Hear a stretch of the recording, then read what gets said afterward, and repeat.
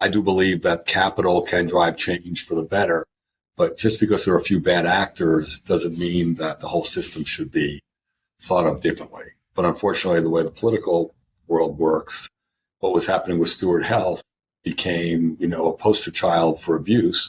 But, now everybody wants to generalize that to anything that private equity has anything to do with, which obviously I don't think is right. And I personally take some exception to it because we invest a tremendous amount of time, energy, and money into quality, into systems to preserve and make sure that we provide quality.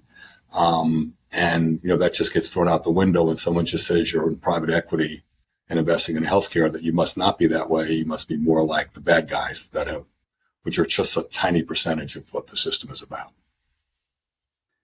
In response to Curtis, I don't think that the new political environment is going to, the scrutiny on private equity during the Biden administration didn't really result in much policy change.